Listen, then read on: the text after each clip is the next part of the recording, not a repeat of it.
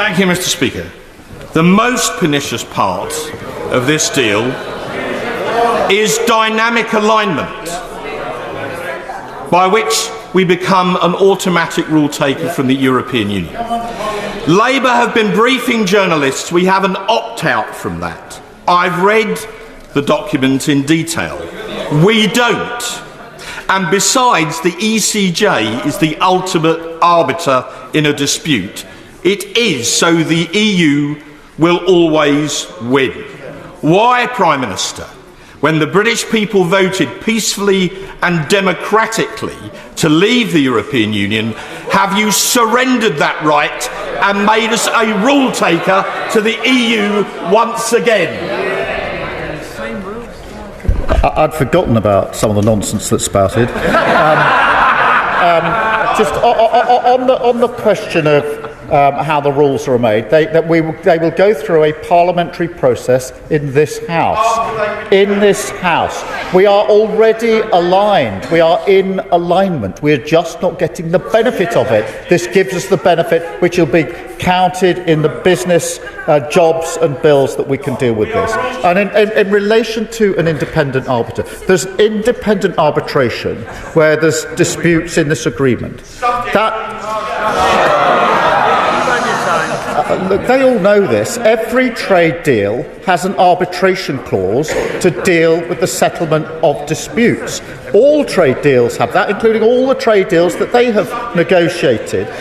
On the question of the ECJ, if there's an issue of European law that needs to be referred by the independent arbitrators to the court, they then give a ruling on the interpretation. It passes back to the arbitrators to make the final decision. That is how trade deals work. But I do understand their new policy. Their new policy is against any trade deals. That's never been the Conservative Party policy before, but it's good that we've got clarity now. Mark Francois didn't just raise a question in Parliament. He launched a political torpedo right at the heart of Keir Starmer's hollow, contortionist Brexit narrative and Starmer. He responded like a man caught red-handed trying to sneak the country back under EU rule, armed with nothing but verbal gymnastics and an awkward smirk. Francois laid it out plainly. Dynamic alignment means Britain becomes a rule taker, not a partner, not an equal, but a subject to the European Union's ever-changing laws. The European Court of Justice, ECJ, under Starmer's plan, becomes the final arbiter, which means the EU always wins, and Starmer has the audacity to pretend that's a deal. But it was Starmer's response that truly revealed the rot. He waved off the concerns as nonsense. Yes, the man who wants to be Prime Minister called it nonsense to question why Britain, after voting to leave the EU, is now being dragged back into its legal and regulatory orbit without a single vote cast by the public. His defense? That we're already aligned with EU laws, so we might as well make it official. As if voluntary alignment is the same as permanent subservience under ECJ oversight. That's not logic. That's gaslighting at a constitutional level. Let's not pretend this is some misunderstood trade arrangement. Starmer's deal is a political betrayal dressed up in technocratic jargon. He tries to sound like a statesman, but what he's really doing is repackaging subjugation as pragmatism.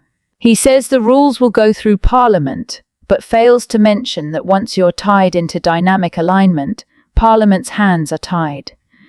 They're voting on rules they didn't write, enforced by a foreign court they can't challenge. And his comments on arbitration are a masterclass in misdirection. Every trade deal has dispute mechanisms. True, but not every deal includes the ECJ as the final interpreter. Not every deal puts a foreign legal authority above your own judiciary. Starmer knows this. He's banking on the public not knowing it. Or worse, on them being too exhausted by Brexit to fight back. What makes this all more galling is Starmer's smug parting shot, accusing the Tories of suddenly being against all trade deals. That's not just false, it's projection. The Conservative Party delivered the Brexit mandate. It's Labour under Starmer that is trying to unravel it with quiet diplomacy and dishonest euphemisms. Starmer has no mandate for this us turn. No vote, just backroom deals and empty assurances. Keir Starmer isn't restoring order. He's restoring dominance, one technicality at a time. And while he pretends it's just alignment, what he's really offering is compliance. The British people voted to leave the European Union. Starmer, in his lawyerly arrogance, has decided their vote didn't count. That's not leadership. That's treachery in a suit and tie. Priti Patel, a lot of people are talking about seemingly we're locked into this deal until 2038. Even a future government, potentially a Conservative government, a Reform government, we don't know the future, would be locked into these deals. Kemi Badenoch was abundantly clear a short while ago in the press conference that you were at, saying that she would cancel this deal. But of course, Sir Keir Starmer seems to have baked in the fact there could be retaliatory tariffs from the European Union if a future government tried to break away from this deal. That's just not right. That is not right. And that's why all of this needs a democratic scrutiny that Keir Starmer is running away from. And let's be really clear about that. This all has to come to Parliament. We need to absolutely do the forensics and run the slide rule on this now, because there's no way is that acceptable. How can we agree to that when people gave my party a very clear instruction in 2016 to leave the EU? How can he renege on that? Where's his mandate to do that? He didn't take that proposition to the country at the general election last year. That is undemocratic, and that is simply not transparent. And actually, he now needs to be held to account on that. No one doubts your Brexit stripes. You were there before. You thought it was a fashionable thing to do back in the late part of the early 2000s. You were 1990s. Forgive me. In last century, you were campaigning for Brexit. You get Brexit. Do you feel real regret that the 8 years you were in power, you couldn't deliver and bolt down a Brexit that couldn't be destroyed by a new government? So no, I think we were honest and upfront. I mean, everyone saw how difficult, GB News wasn't reporting back then, but everyone, and Chopper, you've reported on this, we saw how difficult it was to put the process in Parliament. It's no wonder Starmer's hiding behind Ursula, and the EU when it comes to all of this, not bringing the scrutiny to Parliament, because he knows he's going to be shredded. He knows he'll be shredded on the detail. But just on this, we did get Brexit done. And don't forget, in 2019, the public voted for us to get it done, which was the withdrawal agreement, getting the TCA, so that's that tariff-free quota deal, which, by the way, Starmer and all the people that were really trying to hold things up and campaign to unravel Brexit said could never be achieved. We did deliver that, and that was a framework for the long-term security of Britain's independence outside of the EU. This has to come to Parliament. With those 7 words, Shadow Foreign Secretary Dame Priti Patel cut straight through the fog of political spin surrounding Keir Starmer's deal. And she's right, dangerously right. Because what we're witnessing is not simply a new chapter in UK-EU relations. It's a stealth renegotiation of Brexit itself, engineered by a man who once campaigned on respecting the referendum, but now seems intent on reversing it by stealth, dodging democratic scrutiny at every turn.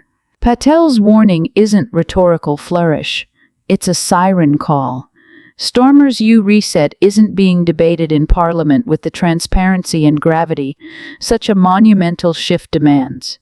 Instead, it's being whispered through private briefings, slipped into diplomatic communiques, and framed as harmless alignment to pacify the press. But behind the curtain, this is a seismic rollback of British sovereignty, with no vote, no public consultation, and certainly no referendum. It's everything the Remain establishment always wanted, just without the inconvenience of asking the people again. And that's where Patel's accusation hits hardest.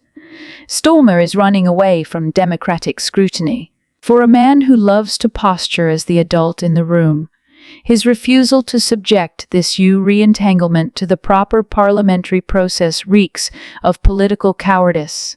He knows that if the full scope of this deal, dynamic alignment, ECJ oversight, the quiet erosion of trade independence, were laid bare before the Commons or the country, the backlash would be swift and ferocious. So he hides, he dodges. He frames this betrayal as progress, hoping the media will carry his water and the public won't notice until it's too late. But Patel's intervention ensures that won't happen quietly. Her insistence that the deal be brought before Parliament is more than procedural. It's a battle cry for democratic accountability. If Starmer truly believes his deal is in Britain's interest, then let him defend it under the lights of the Commons chamber. Let him argue why binding the UK to future EU rules without reciprocal power or veto is somehow a step forward. Let him explain why, after years of lecturing others on respecting democratic mandates, he now treats the Brexit vote like a historical hiccup rather than a living constitutional directive. Starmer's behavior suggests a deeper truth. He doesn't believe in Brexit. Never did. He sees it as a mistake to be slowly undone, not a mandate to be honored. And so his EU deal is crafted in shadows, away from the very institutions that are supposed to uphold democratic transparency. But democracy isn't a speed bump to be avoided. It's the cornerstone of legitimacy. And if Starmer thinks he can drag Britain back into the EU's orbit without public oversight, he's not leading. He's scheming.